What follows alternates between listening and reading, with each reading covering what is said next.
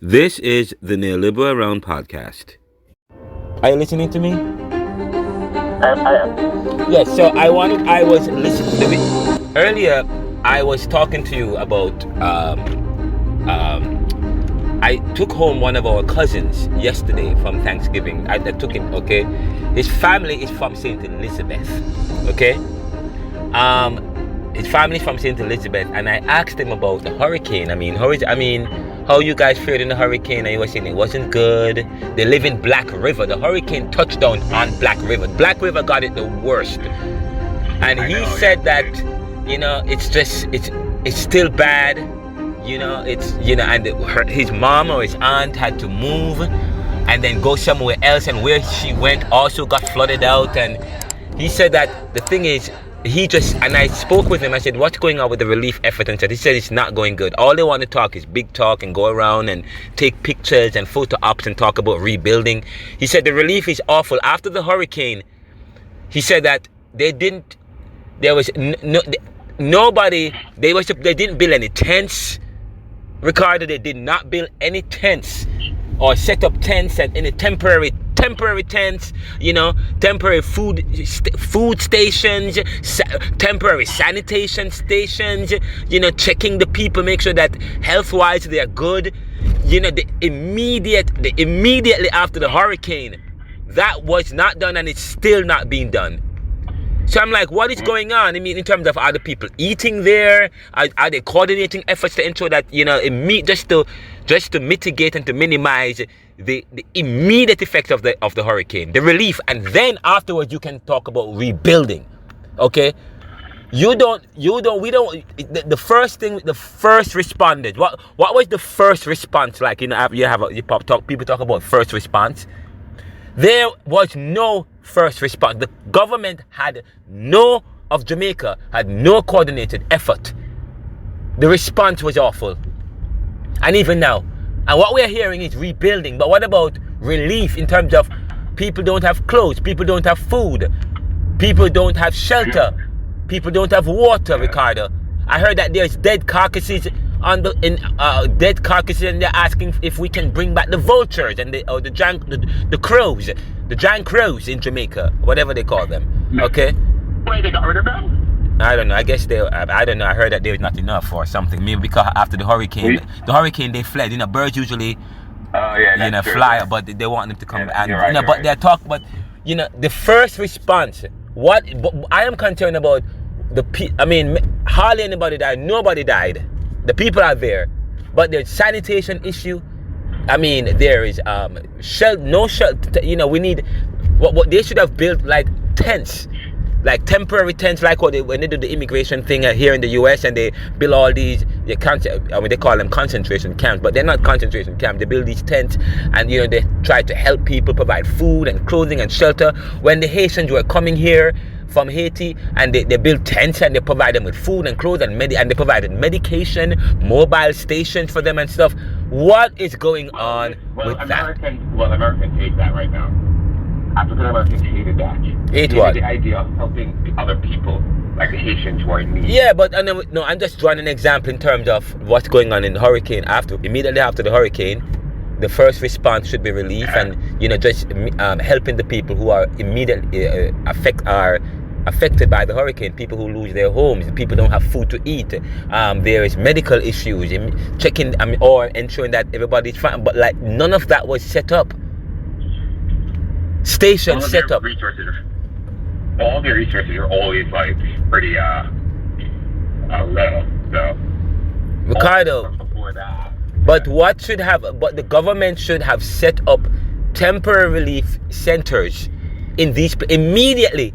They should have flown helicopters over the area, yes, just to assess the damage and go into see what the immediate needs are. And ensure that not only just what the immediate needs are, provide tents in certain areas for these people to go to feed them, to clothe them, to test them, to ensure to assess their medical needs, and to see if there's ensure that there's no outbreak of cholera or anything like that. Ensure that they have food, clothes, shelter, and their immediate needs are met. Once that is done, then the next step is to rebuild. Yeah. That the Jamaican, and I heard that the first person to have done that was Shaggy. The Jamaican celebrities were flying in and giving them food and feeding them and so on and so forth. The Jamaican government did not organize and coordinate those efforts. Yeah. Because what is happening, I told you, I teach Caribbean thought and Caribbean history. We have a mentality, a dependency, Ricardo, a dependency where we constantly look for people to come in and do those fine. The rebuilding effort, other people can do it, maybe they need help with that. But at least the immediate relief effort, you mean they can't do that either? Yeah. It's ridiculous. You know. Ridiculous. Oh yeah. I'll call you back. I would like to talk about that we should talk about that on the podcast, and also the latest from John Anthony Castro. We're learning that. I'm putting together some questions about that. I want to make sure I get it together. So I'm building it up. I also have a couple podcasts I produced and wanted to ask a question about your book, your first book, your second book, your thesis, what you deduced. When I was talking about that, because I noticed something today. I was watching an article. There was a black man that was on TV talking about the difference between black Americans, black Africans, and black Caribbean people. And it's interesting. And it really underlines what your original neoliberal argument and thesis was about looking at social issues regarding particularly people from third world countries like Jamaica, Africans who are developing nations versus people from industrialized nations who are considered poor or marginalized, and you look at their thought processes, and it was exactly what this guy was about in his argument. And I'm like, did he read Ronaldo's book? Because the idea behind the neoliberal decentralization economics and all of your book addresses, he talked about it, but he didn't do it from a intellectual point of view because he was not well read or intellectual enough to talk about it, but he was onto something. I said, this is what Ronaldo was trying to get to without, was talking about it. I've not heard him actually dissect it or get back down into that. And I think he needs to. Well, I think we lost Ricardo, and that's about the second book speaks to that, which I haven't published yet. And then my research at Georgetown and at Temple will bring that together, because at Temple I was doing the PhD in Africology, because after doing the Doctor of Liberal Studies at Georgetown, I realized that the foundations of Western civilization or liberal studies is lacking. It was lacking, so I decided to do the PhD in Africology and started to do some courses in Africology. I took a little break from that a bit because of my mom's death and what I had to be dealing with. Hopefully I can get a chance to go back and complete my PhD, but if I don't get a chance to complete the PhD, the research will continue. There are several, which will be released shortly. There's so many things I'm working on, but this is the Neoliberal podcast, and I was speaking with Ricardo about several different things. Of course, one of the things that we were talking about was what I learned about what's going on in Jamaica. And of course, I did write an article that speaks to this. I wrote an article and which one about John Anthony Castro, and I also wrote an article about the relief effort in Jamaica. And if I can share that article with you now, in the article, and if I could, I'm going to bring up the article now. The title of the article is in the Neoliberal Journals. It's published in the Neoliberal Journals. The Neoliberal Journals at the Neoliberal Corporation's Moral Magazine. The title of the article is "Left in the Storm. Black River residents say Jamaica's relief response failed them." And I published this about an hour or 2 hours ago. And the article begins like this: when a hurricane tears through a country, the wind should not be the only thing roaring. The government's emergency response should be loud, visible, coordinated. A symphony of tents, rising, medical units mobilizing. A symphony of tents rising, medical units mobilizing. food lines forming, and rescue teams sweeping every corner, where fear still sits trembling. And in Black River, St. Elizabeth, residents say the silence was louder than the storm. Across the parish, people are alleging that Jamaica's immediate relief efforts were plainly ineffective, not delayed, not understaffed, ineffective as in no tents, no structured food program, no medical stations, no clear governmental ground game, and no coordinated system for displaced residents. That's what we are learning, okay? That's what we are learning, and I'm not happy about that. Imagine surviving a hurricane only to find that the real emergency begins afterward. Residents tell us helicopters circled overhead, surveying the destruction from a safe altitude, while families on the ground stood hungry, soaked and scared, waiting for help that never seemed to land. Children, the elderly, those with chronic illnesses, none were properly accounted for. People slept in damaged homes, in cars, under makeshift tarps, because there was no organized shelters or shelter site. In a disaster, assessment from the sky is not relief on the ground. Yes? Where was the emergency infrastructure? In best practice, disaster response, essential services should be pre-positioned and deployed immediately. Emergency tents and tarpaulin, shelters, mobile medical units, water and sanitation teams, tracking systems for displaced individuals, field kitchens and food distribution, child protection and elderly care stations. Trained personnel coordinating the chaos. Yet residents reported that none of this materialized, and crucially, no dedicated relief station was set up in the affected zones.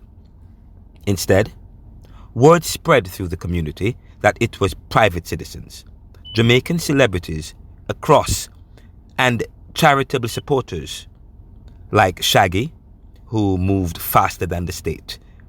They showed up with food, water, supplies, and comfort, while the official machinery was still warming up its engines.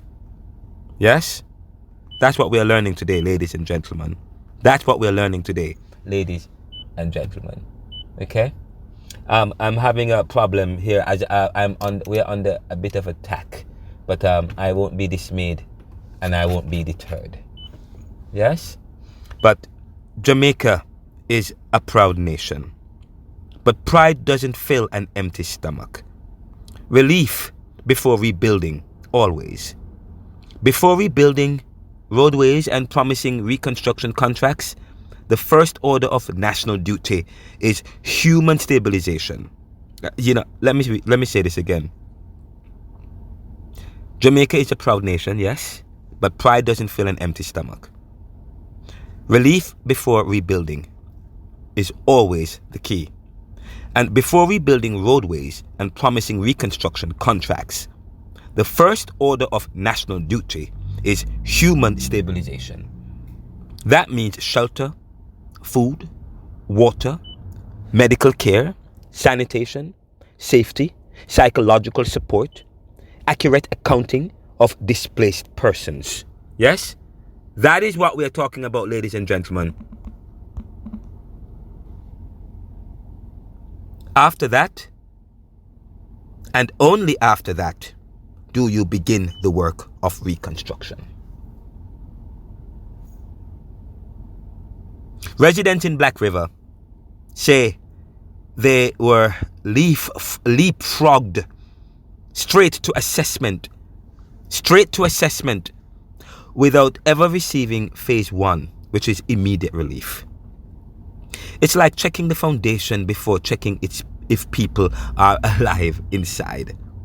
So what's going on? What's really going on? It's the question rumbling through WhatsApp chats, community meetings, radio call-ins, and roadside conversations. Why was there no rapid response? Where were the tents? Where were the mobile clinics? Where were the boots on the ground? And why did it take celebrities to do what the government should have done on day one? We don't yet have a full answer, but we do have a full picture painted by the people living it. And their picture is not flattering. A storm hit them once. The system hit them twice. A call for accountability and action. This moment is bigger than Black River. It's about the national emergency response, the national emergency response blueprint, the gaps in planning, and the lived experience of Jamaicans who feel abandoned when disaster strikes. This is an invitation, or rather a demand, for transparent explanation from government agencies, rapid deployment of delayed relief, public mapping of shelters and services, medical and sanitation units on site, assessment teams walking the streets, not flying above them, a published timeline of the government response, oversight from civil society groups, a comprehensive, modernized disaster response plan. Because if we cannot protect our people in the first 48 hours after a hurricane, then we are not protecting them at all. Black River is not asking for luxury. They are asking for humanity. And as one resident put it, standing beside a damaged home and an untouched food bin, he said, "We survived the hurricane. We just didn't survive the waiting." I'm Ronaldo McKenzie, the editor-in-chief and president of the neoliberal journals and the Neoliberal Corporation. And please, this story is available in theneoliberal.com. Thank you so much.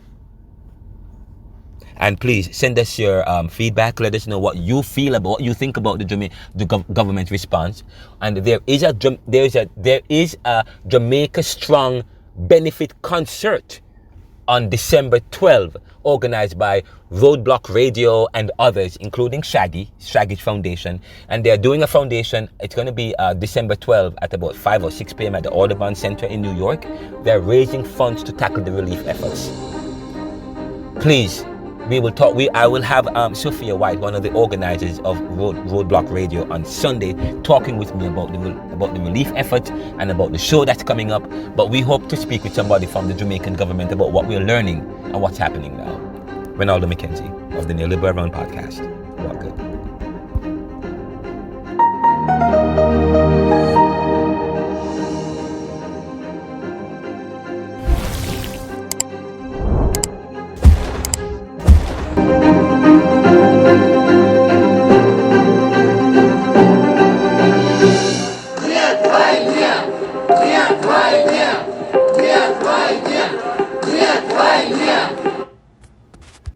This is the Neoliberal Round Podcast.